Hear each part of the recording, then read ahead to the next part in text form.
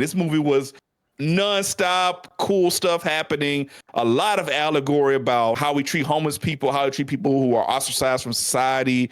And it does not hold back at all. Like, it goes into that stuff pretty deeply. But I did love the focus on like found family and like, family being like not necessarily always about blood, but like what you make of it and who the people you choose to have around you as family.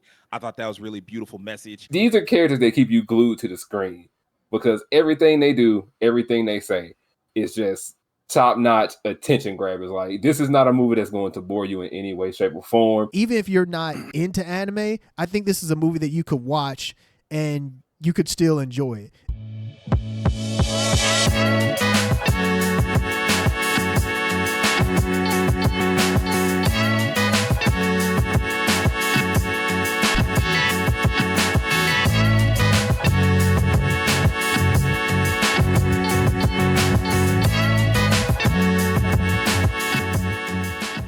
Yo, what's going on, everybody? It's the No Level Cap Podcast. We back once again with the crew on a special Christmas Day episode. I hope y'all having a nice little Christmas day.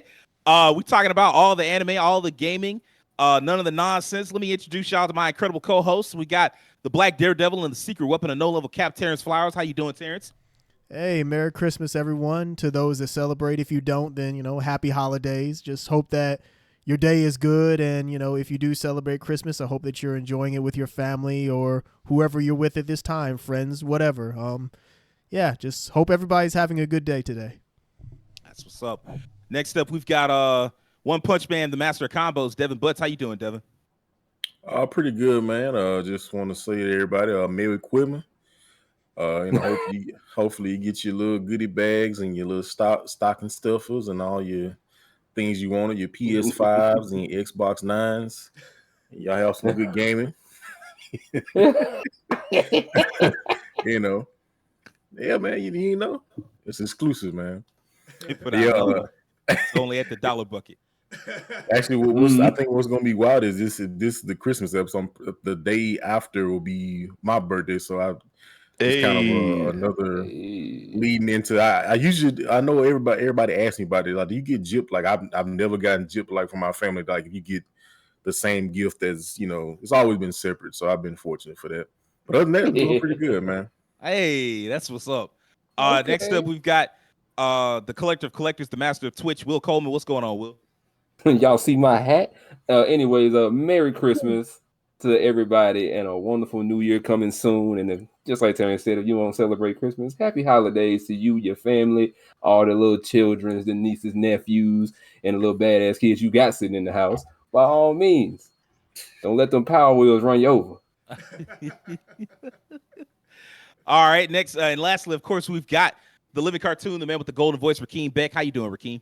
Feliz Navidad. Feliz Navidad. Yeah. I'm doing great, man. It's my favorite season, Christmas. I always enjoy this time of year. The sounds, the music, the environments, people putting up lights all the time. It's just a jovial time and warms my heart to my childhood, reminding me of like my own, happiness and my family and everything. So harkening back feelings of Christmas and warmth. I always feel good around this season. I hope everyone else is having a Merry Christmas or whatever holiday you're celebrating at this time, but you're having a good time with your family or your loved ones, and stay safe. Hey, amen. Of course, I am Sage Ash with the band who won't shut up. I will wish everybody a Merry Christmas. If you don't celebrate, have a happy holidays. Hopefully you are spending time with your family. If you're not with your family, hope you're spending time with your friends. If you're not with your friends, don't be alone. All right, this not time of the year to be alone. Go be with somebody. Be with somebody you care about. There's no reason for you to be alone. I will say, I need to inform y'all how this is gonna work. Of course, y'all see us. If you watched last week's episode, you notice we got the same outfits on. It's not because we decided to wear the same outfits. It's because we recorded 2 episodes in a row. So you'll see this episode on Christmas Day. Our Superman review. Hope y'all enjoyed it. It kind of ran long. We had a great time doing it. Hopefully you'll have seen that on the 18th. We will be on break for the 1st. Of course, it's New Year's. We will be back with y'all on the following Monday, which would be January 8th, 2024. Until then, I hope y'all, have a wonderful holidays. If you didn't know, No Level Cap goes live every Monday morning. We're on YouTube for video fans, but if you prefer the audio version, we're live on Spotify as well. Of course, we also do game streaming. That's going to be a little bit weird. We probably won't start game streaming until we start streaming again in January. I may start streaming again. Who knows? We'll see. Of course, we've been playing Lost Judgment, but we gonna put that on break. We gonna stop beating up kids for a couple of days. Give them a break during Christmas and during New Year. So, but we do want to get into this week's review. It's a little Christmassy review. There aren't that many Christmassy episodes. Christmassy movies and anime, but we do. There is one that is a very Christmas-like movie. Tokyo Godfathers from Satoshi Kon. One of his better movies. It's a fantastic film. I do want to get into it. Let's talk about everybody's thoughts on the films. Rakeem, what did you think, man?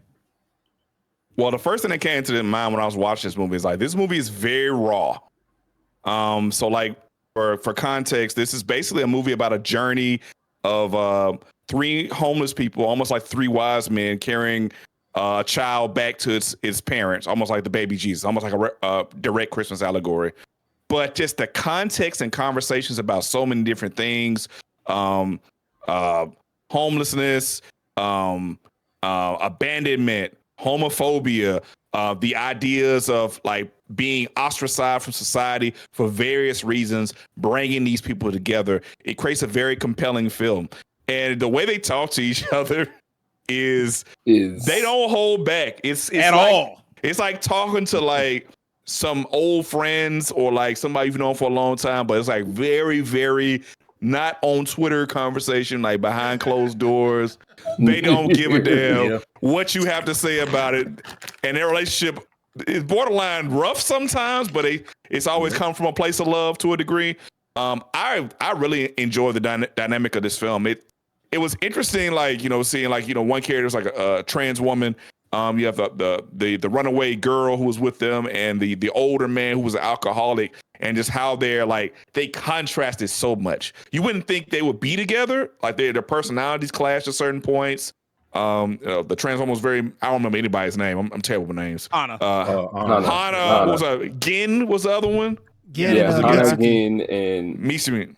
Miyuki. Yeah, that's her name. Miyuki. And Hana would sometimes go by Uncle Bag. As like a nickname. It's a lot going on there. But their personalities, like they were really strong personalities, each of them. So as a part of the film, you couldn't keep your eyes off of it. Anytime they were talking, their personalities were coming out. Hana was very theatrical and performance-like, and everything was kind of extra, but that was just kind of part of her personality when you get into her history of being a performer and a singer. And then the girl being kind of like anti-authoritative and like not putting... very anti-authoritative to a fault, and like not wanting to be told what to do and like going on her own. And then the old man who like clearly has these regrets. I think my favorite part of the film that I started noticing was when you started noticing that Gin was lying, and the story was changing every single time, but it was so subtle. Slowly, if you didn't pay attention to it early, you might have missed how the lies changed every time until he finally meets his daughter. And one thing I can say is, although all of these characters they come from these different backgrounds, they have their own issues. It's cool how the movie, even in this limited time span, finds a way to kind of deal with each of their individual problems and resolves them. Except the teenager sorta, that's kind of left on like a loop, like she found her dad. But everybody else like kind of get a resolution to their conflict and like a really deep dive into the characters. I thought the movie was very well done. I thought another part of this movie I love is like, we just talked last week. We talked about Superman, and it's like superhero movie and like action. This movie might have more action than Superman. It felt like it had more action. Yeah. It was crazy. Like how many times like a car almost killed them, and then like they ran into a wedding, and the wedding guy hosting it got assassinated. Wait, did he live? He didn't die. He didn't die. No, he didn't die. He lived. His son-in-law jumped in front of the bullets and he lived. And then like the girl gets kidnapped with the baby by the Hispanic family. They never really explained that. They just he was just some hitman. Yeah, they say he was like a cartel, and the cartel had his wife there, and it was so crazy because the old guy that they saved who took him to that party, he was You was missing one of these, so you know what he was. Bro. Yeah, but I think my favorite part about it was when they find when they get kidnapped by like the cartel dude. It's a Spanish dude. He completely speaks in Spanish, and it's why if you're watching this as an anime and sub, and if somebody just speaks Spanish with no subtitles, that's crazy. Like, I was like, fuck what is going on is around happening? It was jarring. I caught very very little of it. I understood a little bit, Even like you said, even in the dub, they did that. Yeah, you kind of have to, because the whole point is that neither of them can understand each other. Yeah. Right. But they do still kind of form a kind of friendship. Yeah. Well, I love it. What I love about that, when she was discovered, they just walked right out. Like, what was the point of even kidnapping him in the first place? I guess, I don't know. He just wanted to get away. Yeah, he just wanted to get away. But yeah, going back to like just all the different events that happened. Of course, they get to the point where they think they found the mother. Although the lady's about to commit suicide, this is the mother. Man. That what looking back, like if she's about to jump off a bridge, you might want to think about giving this woman this baby right now. Yeah. And then immediately it came up later. And then it turns out she kidnapped the baby. So the mother they thought they had the whole movie, they were looking for the whole movie, wasn't even the actual mother of the baby. Mm-hmm. And then that caused a whole nother chase scene. This movie was nonstop, cool stuff happening. A lot of allegory about how we treat homeless people, how we treat people who are ostracized from society. And it does not hold back at all. Like, it goes into that stuff pretty deeply.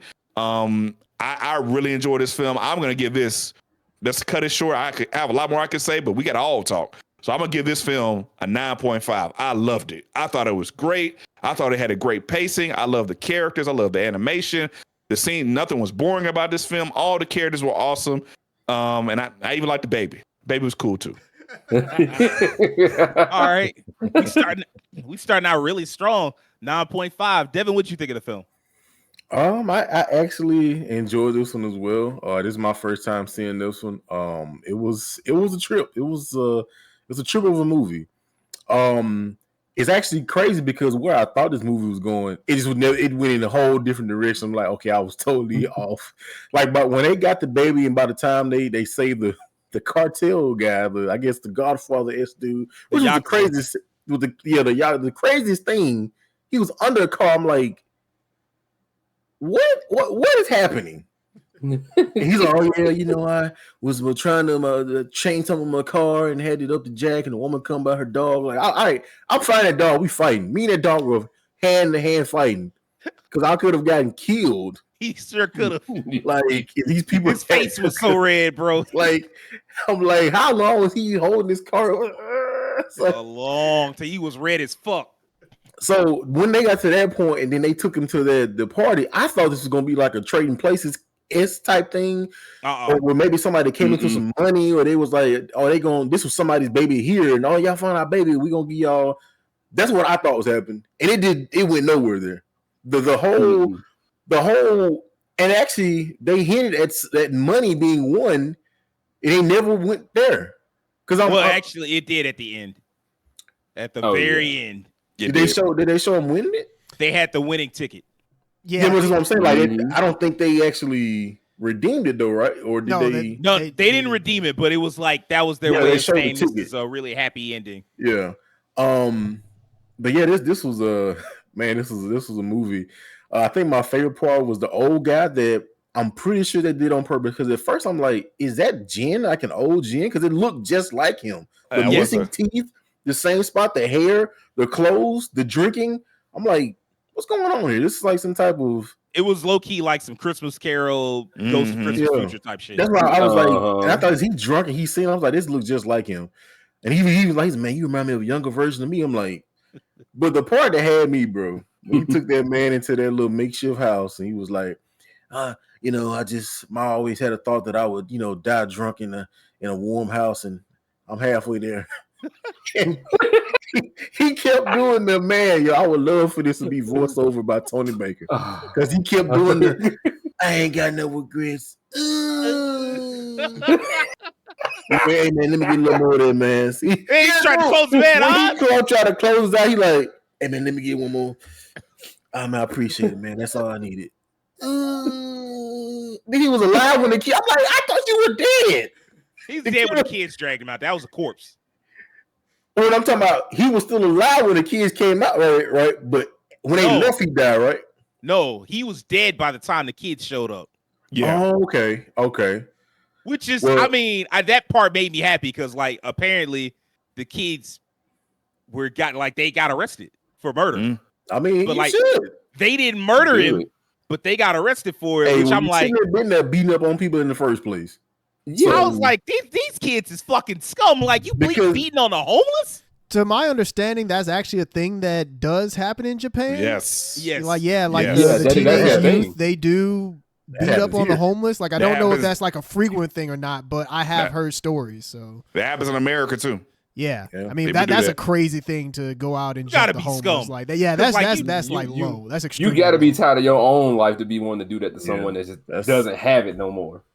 Yeah, I mean, they almost they messed up again. Like, boy, they beat the brakes off again. They could have killed him. So that was technically attempted murder, which led to like one of my favorite scenes in the movie when he ran across the cross dresser, and old girl was like, "Do you want magic?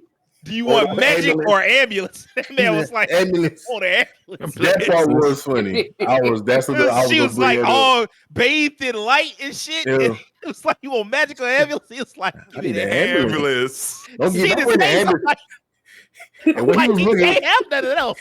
He's like, "I don't need the ambulance. I need the ambulance. Take some words. Take some letters off. I need that one. Ambulance. Which one gonna get here faster?" Man, the scene where Hannah when they got dropped off in the taxi, she's like, "I like my man kind of tall, slender, with a little box haircut to the back, kind of squares." When her face transformed into his face, I was like, and then the one that typed to say, "Hey, it's whatever. When I don't have enough money for the fare," he was like, "Hey, come on, man!" Like that part was hilarious. I ain't gonna Get out my car, lady, bro. Like, that was hilarious, man, bro. The whole, I mean, we actually both of these movies have like the whole Jesus allegory thing too, because the baby, like, every time something miraculous happened, they missed dying so many times. Boy, like, they was in the doggone by this much. The place where they was in at 7-Eleven. Yeah, and the dude was like, "Yeah." He's like, "Hey man, can y'all leave? Like, ain't nobody here." And the guy is like, "Y'all stink." I'm like, "Bro, you drunk right now. You probably stink too. Like, you gotta stink alcohol. You look disheveled. Like, they can't tell the difference between you and them." All of a sudden, they walk out and bam. He's like, "Hey man, call the ambulance." Like, you want ambulance? What you talking about? Call the ambulance for the ambulance. I forgot it was the ambulance, man. Call the ambulance. You want the ambulance? Call the ambulance. Call an ambulance, but not for me. And then I like how there was so many happy coincidences, because like Hannah passed out like right then and already called the ambulance. So like the time, there's a lot of stuff. And then on top of that, you talk about Jesus allegory. Like, you saw the beginning of this movie, it was at a church. They were at a church. That Japanese man preaching the word. He had a sermon for them. Yeah. This was a solid movie. I ain't gonna lie. This was I didn't know what to expect at first. I know it was going, but it was a pretty solid movie. Just skipping to like the end of the woman, that was wild, because I thought, like, I mean, it makes sense though, because the woman's probably so disheveled. Like, if someone lost it, like I lost my child, my baby, so you could technically maybe see the logic of like this woman like possibly taking her own life, but no, she was crazy. She was giving off Perfect Blue vibes. When they looked at her the second time, she was like, I mean, I'm like, all right, crazy the whole time. Like, she was so crazy. Even her husband was like, "Hey, come on, man, we can work this out. Hey, come down." She's like, "I'll meet you on the other side." Oh no, not even the man can stop. Like, all right, he said something about being reborn. And I'm pretty sure he meant our relationship. Be reborn. Man. Yes. No, he said something about being reborn and his relationship. I assume he meant the relationship. Yes. And she was like, Monster Reborn. Yeah. That's what she meant. That's what she meant. She was like, I'll be there first. The graveyard. Do y'all remember the part when they go to the house? Y'all remember the part when they go to the house? To the where? When they go to the house. Oh my God.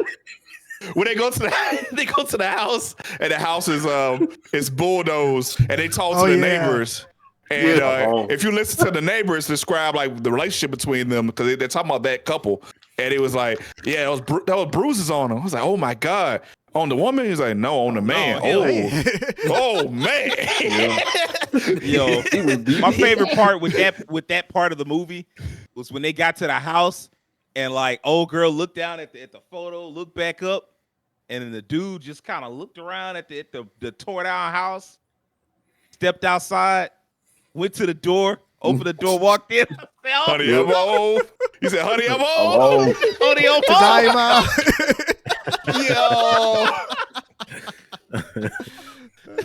That movie was a movie, boy. Yeah, what would you give it, Devin? I give it an 8.5. Mainly because like what was the young girl's name? Miyuki, giving her backstory, like, hey, they was like, oh yeah, old guy was lying, like I used to be a bike racer. Hannah was like, she kind of gave her story more so into when she met her mother at that place, and she was like, I stabbed my dad. I'm like, what? And I was like, okay, maybe he was abusive. Like, no, why you lying about my cat? Where my cat at? I'm like, yeah, I stabbed it. It was kind of that stabbed chink. Like that came back into play later too. Exactly. Over there in that house with all the cats, and Gin was like, man, I just want something to eat, and she was like, I threw something at him. Was like, don't you dare! And I was like, yeah, you better watch out. Yeah, she one person over a cat. Yeah, so that was the ending is what, because everything was coming like full circle. Again, been lying, like he, Hannah was super mad at him. Like, man, you just been lying, like nothing was true. No, I mean, you had a daughter, but you said that she was sick, and the mother, so that. But then the ending, Hannah aired his ass out in that hospital, bro. She roasted the fuck out that man. I love her face animation. She picked it up and just went there. I love the animation. This animation was very like similar to like Boondock, especially like the expressiveness and emotions of like the face, especially when Hannah was blowing him out. I was like, this looks like Boondocks. But that ending, her father showed up and just like cut. I'm like, so that was like you could draw conclusions. Yeah, because like you could tell he wanted her back. Yeah, he wanted his daughter back. You could tell because they even showed like when they first was on the train and he saw her, he was like, and he's basically kind of being like, I just want my daughter back. I thought he was and then like when she called the phone, like she got on the phone and tried to call him, and then also he was like, just tell me you all right. So yeah, that in fact he put in a piece in the newspaper for her to see. So yeah. He was putting in the effort to actually get her back. So in that moment, it was like, look, I understand what happened. I'm sorry about that. Let me at least get some forgiveness about that. Right. I'm sorry. Yeah, it was a solid movie. Man, I really love this movie. It was sad in some moments, just because like being homeless is sad. But I did love the focus on like found family. And like, family being like not necessarily always about blood, but like what you make of it and who the people you choose to have around you as family. I thought that was a really beautiful message. The fact that it was sad and they never shied away from what being homeless was like how there were there's almost a makeshift economy. There's that part where old girl like went and bought a whole bunch of supplies, and then she found like another homeless group, and it was like a book that she wanted, and she just kind of left a sandwich with them, a couple of sandwiches with them, and was like, look, I'm taking this book. And they didn't say anything. It was just almost kind of unspoken, like, just don't, you don't get to take anything without giving something back. But that was it. And then there's parts, like, it's rough to say, but like, man, y'all, I mean, like, if you homeless, you don't get a chance to bathe. And so like they were on the train, and the people on the train were all, holding their nose. Yeah, everybody was. I mean, like I understood the people on the train, but I was also like, man, that's just kind of disrespectful of y'all, because y'all know these people are going through some shit. I thought that was fucked up. Even there's subtle things in here too, like Miyuki. When they did the flashback to Miyuki, she's like kind of a chubby girl, and she's bigger and whatnot. And then like she's been starving. It's been a year or so, and she's lost a ton of weight. She's not the same, like, cause she, like Keem just said, she's not been able to eat. Like, and then like even they talk about that, cause like Hana, I don't know what the fuck she had, but she kept coughing up blood and shit on some anime protagonist type shit. Which later on she proved she was an anime protagonist, because she did some shit she had no business doing and survived. But she's coughing up blood, and then the doctor, they brought her to the doctor, and the doctor was like, look, you gotta change the way you live in your life, and you have to live a healthier lifestyle. And the old boy was like, look, man, we homeless. Like a healthy lifestyle is kind of hard, bro. Like you don't know what you asking. Like even that, like that part was there's so, and then like just how much harder everything is. Like if they had money, they would have been able to stay at that store a little longer. But it was like the fact that they were homeless, and it was like, hey man, y'all gotta get the fuck out of my store. Y'all scaring away customers. Get the fuck out. And even like the money thing when they like just go into the hospital, and it was like, yeah, that'll be 29,800. 29,800. Man, like 5 minutes earlier was like, yeah, you know, I managed to save up 30,000 yen. It ain't a lot. I'm like, you damn right it ain't a lot, because I know how the conversion is on that. But like he was like, yeah, I know it ain't a lot, but I saved it up. I'd have got sick. It was like, yeah, it's gonna be $29,800. I'm like, boy, I know they handed you back some coins, bro. I know you was crying.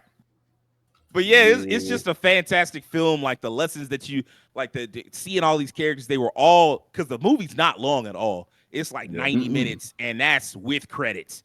So like it's barely, it's a little around 80 something minutes, so just a little over an hour. And yet all the characters feel well developed. All the characters had like their plot lines introduced. You come to learn why they're all homeless, what mistakes, what circumstances led them to be homeless. Hana, you felt bad for her, but also like it became very obvious that like, yeah, you got a place to go back to if you want it. You just kind of like ashamed of some of the things that you've done, which I guess was the answer for all of them. They'd all done things in their lives that they were kind of ashamed of, and that's why they felt like they couldn't go back. Even though in pretty much every case, none of them were. It wasn't as if they couldn't go back. Which I mean, like that's not how that works in real life, but. This was a 1,000% a Christmas movie. It's a different kind of Christmas movie, but it was still a Christmas movie because everything had a happy ending. Everything was always working out to somebody's good. Whether it was the child, they managed to save the suicidal woman. When they all reconnected with the family that they had gotten out of touch with, every single one of them was like, I know, I would really rather you come home. Even like Hana, who had like a very strange home because she had been given up for adoption, and basically her home was like with all the other like I don't know what kind of club that was, but like you know what I'm saying, like she like the little club that she was at, like they were all like, I mean like the mom that ran the club was like, I mean like you could have just come back to work, like, and she was like, oh, I was too embarrassed, and the mom was like, I mean like some money smoothed that over, it's all good, you come back. That scene was intense. That scene was intense too. Like, what happened to Ken?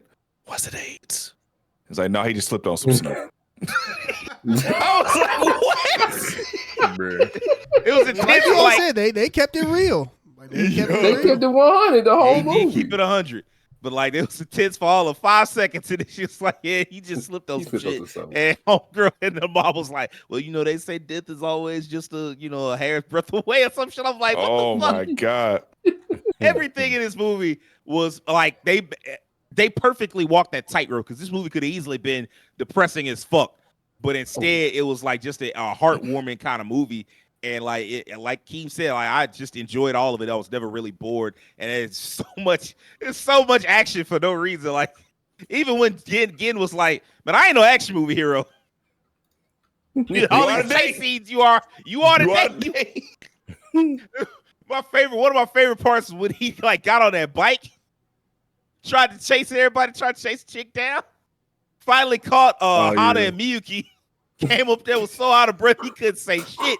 Was playing charades.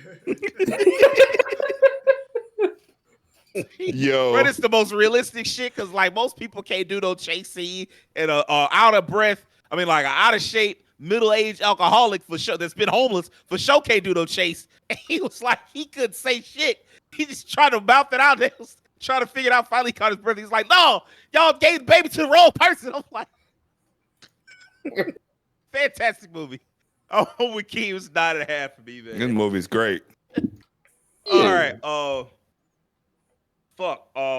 Will, what did you think, man? I enjoyed the movie. This is actually my second time watching it, because I watched it many moons ago at Mississippi State. I watched it there, and that's when I got introduced to the movie, and I thought it was really dope then, but having to sit down and watch it and really pay it some attention now, that movie is gorgeous, man. That movie is gorgeous. It's well animated. I love Gin, Hana, and Miyuki. I love them all. Like these are characters that keep you glued to the screen. because everything they do, everything they say is just top-notch attention grabbers. Like, this is not a movie that's going to bore you in any way, shape, or form. There's so many scenes that I can call out from the charade scene that you just mentioned. That right there had me crying because he was just like, I can't speak right now. My lungs don't operate. I'm gonna just make noises and move. This is what I mean. It was just so funny. Again, being the guy he is. I think he was trying to be an upstanding guy the whole movie, but he just didn't know how to go about doing it because he know he had done some wrong back then. He's like, I know I messed up, but I'm gonna try to be right. I have been lying to y'all, but I'm trying to do the right thing. And Hana, I feel like Hana truly was kind of like the star of the movie in a way, truthfully, if I had to say so. If you had to pinpoint someone in that movie, Hana was the one. Hana was just crazy good at the expressions, the emotions, just talking. And she was a little bit of a religious kind of thing, a little bit of a religious zealot, if I had to say so myself. Yeah, she was kind of like Miyuki's mother, that she just had no love for whatsoever because she was always in the corner praying about something. Oh, that was hilarious. Jesus Christ. I'm just like, oh my God, your husband got stabbed. Call an ambulance, quit praying, and pick up a phone. You just over there praying for your sins, his sins, her sins, and the cat sins. Like, stop. Like, come on. Yes, the cat. But it's such an amazing movie. It's such a great movie. And I will say there is one scene that threw me because I did watch this in English and I watched the remastered version because I realized there was one out. So I watched it. It's the ending scene, like when they're on the roof and they're running up the stairs. I gotta give Yuki credit for getting up there, but it was getting Hana that had me dying because they were like, not. It was just they were not made for that. Hit him with that Final Fantasy VII remake scene where you're going up the Shinra Tower and the stairs, like 50 flights of stairs. Help. Yes, but they were just going up the stairs and you were just hearing them just heaving and huffing. And I'm like, this is such a serious scene happening. But we keep cutting back to them dying, going up the stairs, and then Gen comes up the stairs and just straight up front flips in front of the elevator. I'm like, bruh, come on, man. Like, it was just such a moment and such a great film that I would recommend anyone to watch this at any given time. I don't care if you watch it during Christmas or watch it during the summer. Tokyo Godfathers is amazing to sit down and watch from all the social aspects and everything that it brings to the forefront. Tokyo Godfathers is amazing. I give it a 9.5. I have to because this movie's just that good. It's just that good. Satoshi Kon is just, well, a genius, man. He was on one. He hits nails on the head on a regular basis with all his movies. He's done it, and I can't sing his praises enough. Hey man, it's up to you, brother. Terrence, what you think? You know, speaking of Satoshi Kon, it's really unfortunate that he passed away so early because yes, very. I really wish that there could be somebody like him that's put in the same conversation that Miyazaki's put in, where it's like with Miyazaki, you have like the wonderful charm that the Ghibli movies have, but with Satoshi Kon's movies, it's like they're very real, and so there's like they're either like real or raw, like this movie, or they're very surreal, like Perfect Blue or something like Paprika. And yeah, I really wish we could have just gotten more of that because, man, I think now more than ever we need more anime movies like that, more movies to really show people what the medium is capable of, because there's still people now that just don't take anime seriously or just animation seriously, and you need somebody like this to really push the medium forward. I appreciate everything that Miyazaki has done, but I just wish there was somebody else that could be championed as much as him. But Miyazaki made his last film, so supposedly. So I mean, like, we need somebody new. Yeah, I know, right? That's why I said supposedly. But like, you know, we need somebody. I agree with you. We need somebody new that's doing the same kind of pushing the medium forward. Yeah, I mean, if he does go on this, I've heard amazing. I'm actually going to go see The Boy and the Heron tomorrow. I've heard nothing but amazing things about it. So if he does go out on this one, then hey, it's going to be a high mark. But anyway, back to the movie at hand.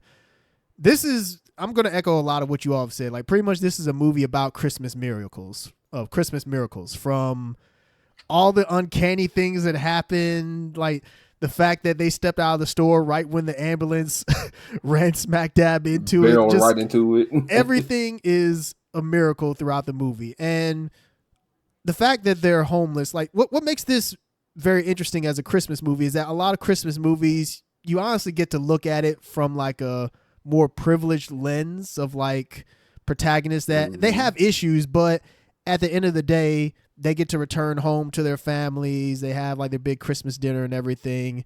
You're not traditionally seeing protagonists like these that are homeless in this kind of role, especially the type of homeless that they are. Like you have a trans woman, which I will say shout out to the new dub for this, which they redubbed it in 2019, released it in 2020. That's when I saw it, was in 2020. I watched the dub of it, and this time I watched the sub just so I could see both versions. But shout out to the dub because they actually have a trans woman voicing Hannah, so they went for authentic casting for that, which is really good. And the dub is great, by the way. The dub is actually really, really good. It's like you could watch this either way and be totally fine.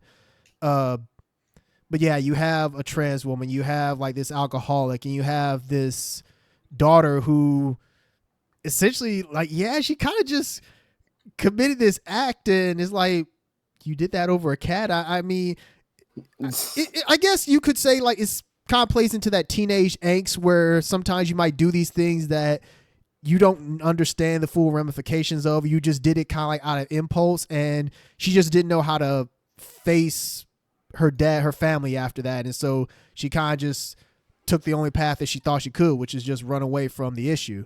She thought she was going to jail. Yeah. That's what she thought. Well, yeah, that's right, because she did say her dad is a cop. Yeah.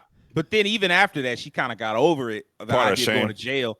And it was more just like the embarrassment and the shame. Yeah. Because when she failed to make that phone call, she just kind of collapsed and just started. The words poured out, but she wasn't able to say them to her dad. It's like ultimately the problem was she just couldn't face it. Like she just didn't know how to face the issue at hand. I mean, naturally, yeah, the whole thing about wanting to go in jail, whatnot, but it's also that she just, you as a teenager, you have these problems that you just don't know how to face just yet. And I think in her case, she just didn't know how to go about apologizing to her dad, owning up to that mistake, and yeah, maybe even having to serve some time or something like that for. Sorry, I stabbed you, Dad. Yeah, how would that conversation go? But anyway, you have these three people who are easily considered like outcasts in society, and you have them as protagonists in this movie. That in and of itself already makes it unique. But the fact that they're all like fully characterized, no moment is like wasted in terms of they all get their time to shine. They all get their depth. Like it's really the fact that this movie is only 90 minutes and it does so much with its characters. I mean, it's really a testament to how well Satoshi Kon is good at just like not wasting time. I mean, he did the same thing with Perfect Blue. It's like Perfect Blue, it felt like not a moment was wasted in that movie, and I think in this movie there's not really any downtime, so to speak. Yeah, I mean, honestly, you all have said a lot that I already said, that this movie is really good. The animation is really good. I really do like the facial expressions, especially moments when like Hana was like blowing up. She was like really emotive and everything. Moments when characters are like turning red in the face and how they get really expressive with that. I think there's a lot to take away from this movie, and if you've never seen it before, I would highly recommend it. Like, even if you're not into anime, I think this is a movie that you could watch and you could still enjoy it. There's no like anime tropes or anything like, or anime isms as you would know in this. You're not gonna like have a random bathhouse scene or have like whatever random kind of like creepy-esque stuff that you might get in some anime that people are like, I don't know about this. There's none of that in here. Like this, you could pretty much see this as a traditional film, but it's animated. Like I'm just trying to stress that because I know some people when they see anime, it's like, I don't know, it might not be for me. You could totally watch this film, and if this film were real, it'd be the exact same thing. Yeah. I mean, of course, there's some things that you get because it's animated, like the facial expressions that are much better. Because it's animated, but yeah, like you could watch this film just like you watch a film about real people. But all that to say, I think that this is a great film. It's a great Christmas movie. It's a movie about miracles, and a lot of the miracles that are sprinkled in this movie, even though they're over the top and hilarious at times. Yeah. I think it does bring a lot of hope. From the way that things end with the guy having the old guy. Turns out that he had the winning lottery ticket at the very end when they show that at the end of the movie. There's just a lot about this movie that you could easily take in from multiple viewings. I give it a very strong 9. Like, I don't know what it is that where I can't give it a 10. Like, I want to give it a 10, but I feel like it's not as gripping to me as something like Perfect Blue, but I feel like it is knocking on the door of it. It's like, it's a very strong 9 and something that I could easily recommend to anybody. Hey man, a 9 is nothing to be ashamed of. Like most movies would be happy to get a universal 9 like this one did. What's up, Will? I forgot to mention this scene because I really like this scene in the movie. It's the scene when they're chasing down the woman with the baby. And then they get on that open stretch of road and they hear the baby cry, but then all the lights on that road turn on. And then they just seem to start hearing babies left and right. And they start passing people with their babies in cars and everything on the street. I thought that was one of the craziest scenes in that movie. Because it's like, we need our baby, but there's a bunch of babies on this road. Which one belongs to us? So, I thought that was a really interesting scene. Not to mention, I think when they wake up in the hospital, it's like New Year. So like baby New Year on top of that. So even that comes full circle. Oh, yeah, that's a good point. Oh, yeah. It's also a really dark joke very early in the movie when they go to like the coin lockers. And it's like they were looking for and Will might know what I'm talking about here. They were like looking for information. They had the key and they were like gonna crack the locker and see what they could get in there. And one of them goes, "What if there's another baby?" And they were like, "Come on, man! It's 2 babies abandoned in one night. You're being ridiculous." That was pretty funny, but it's also like a reference to like that being kind of a thing in Japan of like coin lockers and like babies being abandoned in them. They had to come up with legislation for that shit. Yeah, they did. If you've played Yakuza Like a Dragon, like that's actually a key plot point in the early part of the game and throughout the game, to be honest with you. And like that's not an uncommon thing. They had to come up with some laws to be like, hey man, knock this shit off. People was just like abandoning their children in those coin lockers. And so like they were like, and so like the movie even kind of threw that in there. It was like, hey man, just and just the fact that kind of was like, hey man, it can't happen twice. Like, all right. I think this movie is very well thought out. Like there's extremely. Yeah, just from the way that it explores homelessness to like abandonment, like a lot of issues that you'd have to touch with you have to be careful with what you do and what you say. Absolutely. And I think that like the script is very well written and very tight. So yeah, credits to Satoshi Kon, and there was somebody else who wrote the screenplay on this with him. Keiko Nobumoto. Yeah, shout outs to them because, something like this, it's very hard to do without, stepping on some toes in some way. And I mean, granted, there's some language in here that you wouldn't use now, but, given that this is 2003 when this movie came out, I mean, we would use that language. Yeah. But like you could kind of see even in that time period, that they might use, like, especially considering they were like older and they were living in the gutter and so stuff like that. Yeah, very much so. Yeah, go ahead. Since you brought up who wrote it, rest in peace, Satoshi Kon, but also rest in peace Keiko Nobumoto, who did the screenplay for both Cowboy Bebop and Wolf's Rain and this. So wow, she was goated. Damn. But yeah, man. So now I just want to ask y'all real quick, like, who is your favorite character in the film? Like, this film had a lot of really powerful, strong characters. I'm wondering if we all wind up with the same answer, because it seems like that would be very possible here. Devin, who is your favorite character? I'm how to say Hannah, man. Just that line alone in the taxi, that's what got me. Like and then they went and doubled down and got that same taxi driver again at the end for the chase. Yeah. And he was just like, I just want to go home. Crashed his whole car in that building. He get out the car. They like, where to go? He just like, I'm like, man, get this man a raise.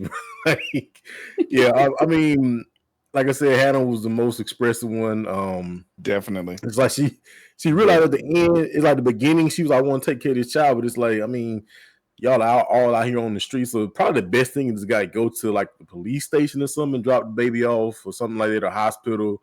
Even at the end, she realized like when they found the fake mother, she was like, oh man, what have I doing? And then Kiyuki was like, that's what we told you at the beginning. Man, she gave the strongest slap to that mom. Man. Oh, yeah, bro, did she? And it was a little psycho for me because at first I was like, actually, no, you deserve this slap because you abandoned a child in the fucking garbage. How dare you?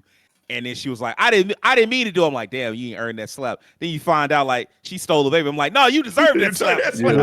Fuck, take it, kids. Let me give you another one. Hell no. Yeah, Hannah was very much I mean, there's a lot of comic relief in the movie, but I think Hannah was probably one of the bigger parts of it. Just the wild and boisterous personality that she had. The relationship between her and Gen when Kiyuki was like, what did she say? She said something about you acting like that's your man or something. And she said something. Then later she's like, my man. I'm like, so wait, you just admit like you kind of like him? Like she was like, oh, hey, my man, I wouldn't. That's when she led into the comment about the taxi driver. She's like, my man is the type that's tall and slender and oh my god, dog with his hair squared away. That dude's the taxi driver's facial expressions do that. Bro, that was so fucking funny. He was in that front seat dying, bro. He was like, get the fuck out right now. And I thought she was like, she could have been being for real a little bit, but at first, and then when I heard her say the type that says, oh, whatever, it's whatever. That was all, she's just trying to get out of not having enough money to pay this taxi. It worked. She was genius. So yeah, I gotta give it to Hannah, man. Rakeem, what about you, man? My favorite character actually is Gin. What made the intriguing for me was when we realized he was lying and he kept kind of twisting the story around. So that gave me entry, like, okay, so what really happened to his family? Like, and you find out that he was an alcoholic and a gambler. He lost his family, and you get to see these in the movie, these two juxtapositions. The older man who ends up dying alone in the house by himself is a representation of him in the future, and then you get to see the husband of the psycho lady. The younger man is him in the past when he was gambling. Ooh. So you got to see his past and his future in one movie. And he talked to that man like that to save him from the same fate that he went through. He went through a whole character arc really fast up to the point where you got to see his daughter again and got to like finally tell her how he felt after all that time. And of course, like in the makeshift relationship he had, the girl that was with him was almost like a representation of his daughter. I think he named the baby after his daughter as well. Yeah. No, Hana named the baby after the daughter. No, it was just coincidence. He didn't like that. That was a coincidence. Yeah. It was a sore spot for him to hear that name. Right. You got it. That's what happened. He had a lot of good character moments. He was very witty, kind of a sourpuss most of the time, but he was very real too. In moments, like I said, the moment with the door key was so fucking funny when he said, "Honey, I'm home with the key." And even though he was like a sourpuss, and he was he was like, we gotta go to the police, and he was always at the forefront of like getting on the bike if he had to, running down, doing everything he needed to do to save those people, because he knew that those people were his family. As much as he might not wanted to admit it, that was his family he had at that moment. He really cared for them. I thought his character went through a great arc. I thought the character was really interesting. And I thought like the contrast and like seeing his development from his cynicism to the realization of actually seeing his daughter and maybe actually being a part of her life in the future. I thought that was really well done. Terrence, do you have something you wanted to say? I was going to say that one thing that was really cool about that hospital scene was when the nurse came up to the baby and she asked Miyuki, what's her name? Kyoko. And then it's like, oh, that's my name too. And then like pretty much for every audience person at that time, it's like, oh, this is his daughter. So that was. I just thought that was a really cool scene, and just the way that was executed. Like there's so many scenes in this movie that are just really well executed. Yeah. An understated scene. And I will you next, but I just want to get this out real quick. All right. An understated scene is like when Miyuki walks past like the two homeless guys, and she's like kind of giving them trouble because she's a little shit, and they're like, wait a minute, aren't you like Gen's, like don't you hang out with Gen? And they were like, just leave her alone. And he was like, why? It's like, because you're like the light of Gen's life. And I was like, okay, that's oh. So like it almost flew under the radar, but it lets you know that he really did care about her, even if he was constantly messing with her all the time. Also, a very subtle Gundam reference that they snuck in that bitch. I fucked with that. There's this part where Miyuki said something out of line, and Gin was like, look, man, you're not gonna just be acting like this. And he like smacked her on top of the head, and she was like, you hit me. Not even my father hit me. Oh, Yeah. I was like, yeah, you in that Amuro role. There we go. And didn't he say he should have hit you or something like He that? did say that. Yeah. He should have hit you. Wow, you're right. Wow. Those yeah, slaps man. going for generations.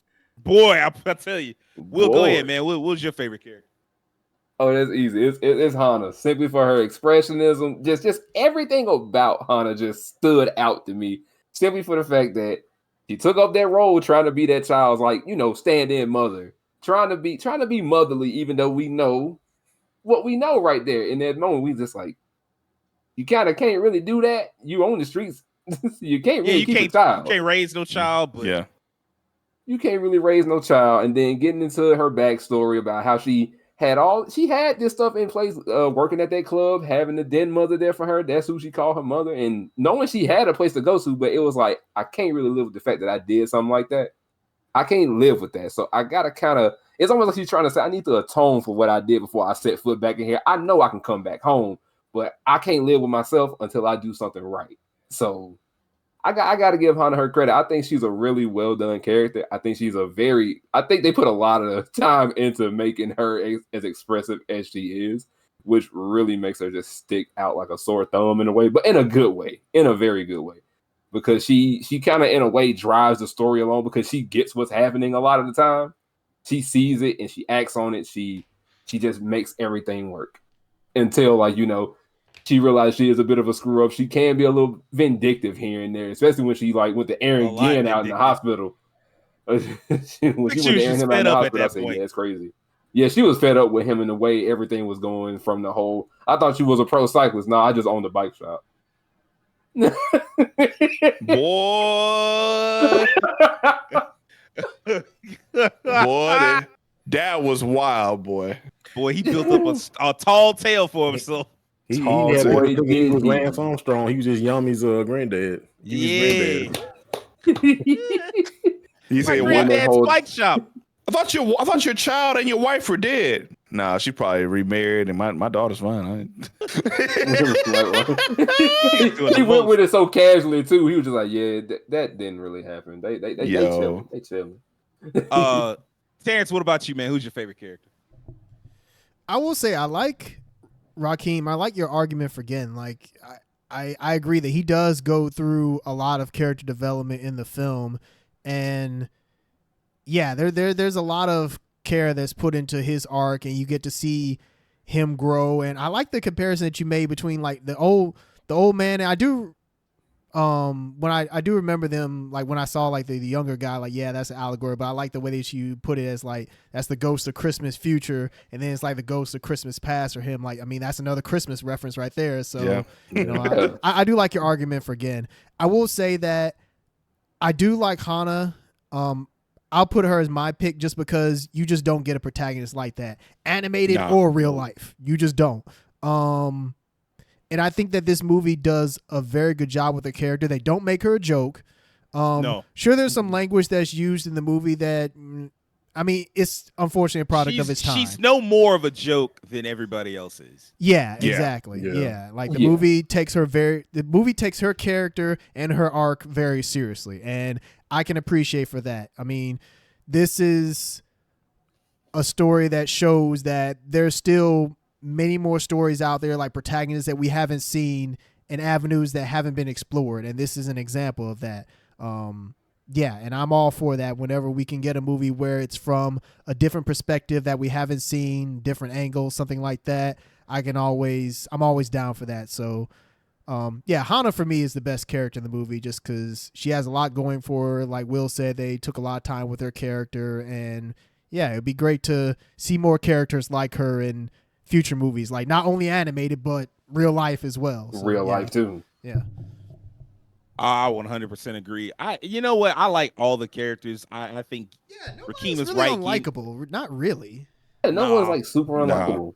They tried with the girl, but she still had great moments. Miyuki, I mean, like she was like there was a sadness to that character because it's like it's just sad. Being homeless is sad as it is. Being homeless and a child is like downright heartbreaking. And you know, even when they talked about it, where she was like, "I can go home whenever I want to," and Gaten was like, "Yeah, that's what they all say," and yet they never actually go home. And so you could tell, but as I liked Gin because he was looking out for her. I liked Miyuki because she was at the core of things. You could tell she had a good heart. She just made a bad mistake, and even she was like so apologetic. And like the part where she was on the phone or trying to talk to her dad, and she just couldn't get the words out. And I mean, like that scene really hit hard. I was like, dang, that's painful. But yeah, it's definitely Hana that's my favorite character because there's just like Terrence said, she's so unique. Devin mentioned the animation, but to me, it was just because she was just such the heart of the story. Like even the whole reason why they kept the child was because she was kind of a foster child, and she was like, yeah, it's really sad to have to be born into this world and nobody gives a shit about you.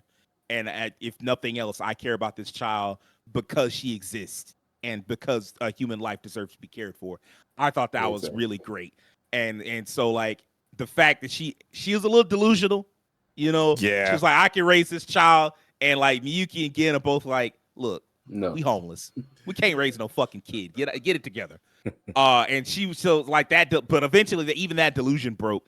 And that towards the end of the film, of course, she was like, yeah, you know, I guess we take it to the police.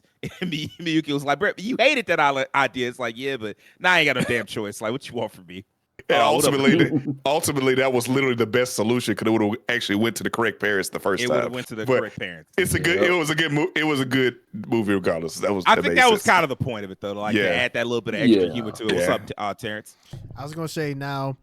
All this aside from all the other characters, Abe, we got to give an MVP award to the taxi driver because, I mean, hey. Man. My man was putting in work and he wasn't getting paid for any of it. I can't push it no further. Hit the gas. All right. Boy, that man was going through it. I'm like, yo. And my favorite part is literally like, which way did she go? And he just pointing off to like he didn't have no words. He just looked like broken down. Like it took hanging out with these three homeless people took everything from him. He might as well have been homeless by the end. He was like, I just want these people away from me. It was such a great moment. But yeah, this film is actually full of really likable characters. Like there really isn't a bad character where you're just like, oh, I hate these characters. Well, actually, and even that character is kind of pitiable. Sachiko, where she is like stole somebody's child, but like you get it. It's like a broken family, and like everything in her life was just going wrong, and so you do feel for her, even if you are like, hey man, knock it the fuck off. And also like if you're gonna take yourself out, not with the baby, like chill the fuck out. In fact, even Miyuki was like, look, that child wants to be with his parents, and cut this shit out right now. And the baby talked.